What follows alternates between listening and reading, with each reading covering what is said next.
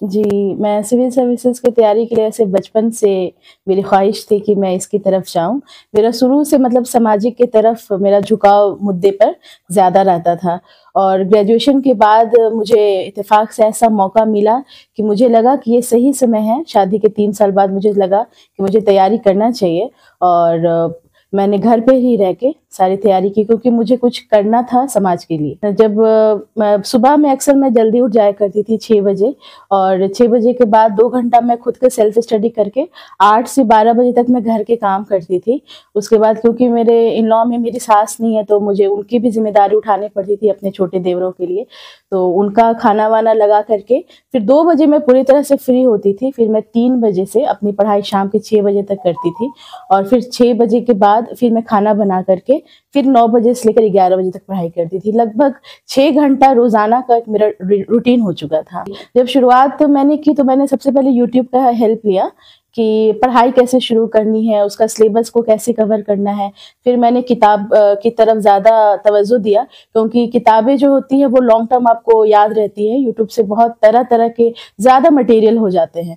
तो मैंने किताब की तरफ ज़्यादा स्टिक किया और ज़्यादा से ज़्यादा क्वेश्चन बनाया और कुछ यूट्यूब चैनल्स हैं, उसका मैंने करंट अफेयर्स और न्यूज़पेपर डेली कवर किया। जी, क्योंकि अभी देख सकते हैं मेरा भी फ़ेसबुक में मात्र अभी तक मेरे 55 फॉलोवर क्योंकि मैं यूज़ करती ही नहीं हूँ। उसको मैं हमेशा साइड रखती थी, ऐप मैंने डिलीट कर दिया था और जब बहुत लगता था कि अब थोड़ा-सा जानकारी बाहर का ले लेते हैं, दोस्तों क्या हाल है, तो मैं गूगल के थ्रू जाकर बस एक बार लॉगिन करके 10-15 मिनट उसमें वीडियो वगैरह देख कर फिर मैं वापस आ जाती थी। बस ये बहुत कम यूज़ करती थी सोशल मीडिया का। जी, यूपीएससी की मेरी तैयारी जारी है और हालाँकि मैं इसके और भी बेहतर मैं रिज़ल्ट की उम्मीद कर रही थी, लेकिन ठीक है, जो मिला अल्हम्दुलिल्लाह ये ऊपर वाले का शुक्र है कि उसने मुझे एक पोस्ट दिया और आगे भी तैयारी मेरी जारी रहेगी। जी, मैं अगर सीरियस तैयारी अगर की बा स सीरियस की बात की जाए तो मैं 2019 के लास्ट से पूरी मेहनत के साथ तैयारी में लग गई थी। जब मेरी शादी तय हुई थी तो जो मेरे होने वाले हस्बैंड थे, मैंने उनसे खुल कर बोला था कि मैं पढ़ाई की तरफ बहुत ज़्यादा मेरा झुकाव है और मैं इसे कंटिन्यू करूँगी और वो बोले कि जब आपको अच्छा लगेगा आप कंटिन्यू कर सकती हैं। उनका फुल सपोर्ट रहा लेकिन मैं अपनी ज़िम्मेदारी को निभाते हुए मैंने सही टाइम का इंतज़ार किया और 3 साल के बाद मैंने तैयारी शुरू की और मेरे ससुर जी का इसमें बहुत बड़ा हाथ है और माँ-बाप का तो साथ में हमेशा दुआ और साथ रहा ही है। जब मैं सब 66 की तैयारी जब मैं कर रही थी और मैं उस वक़्त यूपीएससी की तैयारी कर रही थी। 66 का बिना तैयारी किए मैं मेंस तक पहुँची थी क्योंकि मैं उस वक़्त यूपीएससी के लिए ज़्यादा रेडी थी। लेकिन इत्तेफ़ाक से हुआ कि मेरा मेंस नहीं हुआ और 67 में मुझे सफलता प्राप्त नहीं हुई पीटी में भी। तो मुझे बहुत बड़ा धक्का लगा कि लगता है कि मुझे अपनी स्ट्रैटेजी जो है वो चेंज करना होगा। तो मैंने अपनी स्ट्रैटेजी चेंज की और जो अपना सेल्फ स्टडी है उसके साथ-साथ मैंने लेक्चर सुनना शुरू किया यूट्यूब के थ्रू और जो कुछ मोनेटाइज़ चैनल्स हैं, उनको पेमेंट करके मैंने उनसे कोचिंग गाइडेंस ली। जी, मेरी प्रारंभिक शिक्षा पीवीएसएस डीएवी पब्लिक स्कूल से हुई है, जो जुमली तिरैया में स्थित है। जी, मैंने उस 10th के बाद मेरे अच्छे अंक मैंने प्राप्त किया था।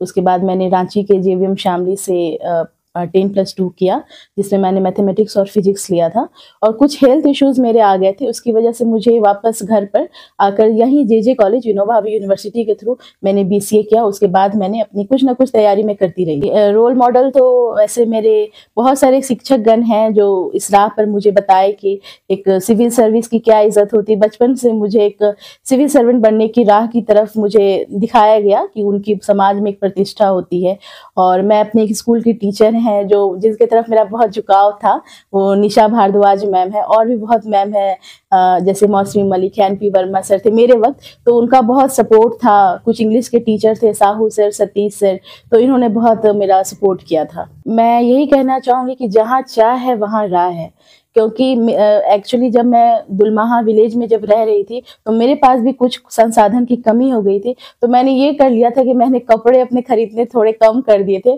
और उसकी जगह पे मैं किताबें खरीदती थी। और भी लड़कियों को जो शौक होता है, मैंने उसे कुछ साल के लिए रोक दिया था और फिर उसके उसके जो एवज़ में जो मुझे पैसे सेव होते थे, मैं उसे किताब और कोचिंग वगैरह की फ़ी जो थी, उसका इंतज़ाम करती थी। मेरे पास 4 बेटियां हैं और धीरे-धीरे सब अपने-अपने उम्र को पा रही थी, तो एक-एक करके हमको शादी की एक चिंता थी। तो ग्रेजुएशन सब सारे तीनों बच्चियों को मैं ग्रेजुएट करा करके ही शादी किया और ख़ास करके इस बच्ची को तो चूँकि ब्लॉक में हमारा शुरू से रहना हुआ है, क्वार्टर एरिया में बीडीओ सीओ एसडीओ के साथ रहे, तो सिविल सर्विसेज के ऑफिसर्स के साथ हमारा उठना बैठना होता था। तो उसी में हम लोग इसको मोटिवेट करते थे कि बेटा देखो ऑफिसर का ये है, ऐसे ऐसे करना है, ऐसे करना है, और समाज के अंतिम व्यक्ति, गरीब व्यक्ति तक जो है सो कल्याणकारी योजनाओं का लाभ दिलाने के लिए ये लोग तत्पर रहते हैं। कोशिश करो कि वहाँ तक पहुँचो, ये मेरी प्रेरणा दी गई इसको।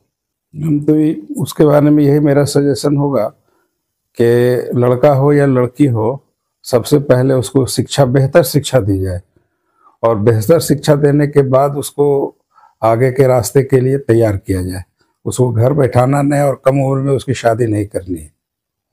हमारे तो 6 संतानें हैं और हमारे 4 उसमें 2 बेटियां और 2 बेटे मेरे सर्विस में आ गए।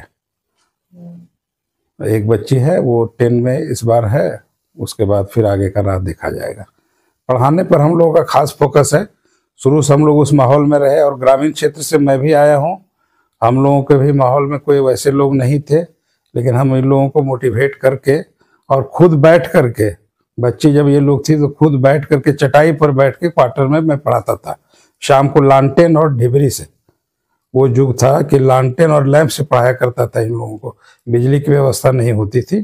क्वार्टर में आंगन में बैठ के चटाई बिछा करके बच्चों को पढ़ाता था। ये मेरी शुरू से आदत रही है। आज उसी का फलाफल है कि आज हमारे बच्चे 4 बच्चे कामयाब हो गए।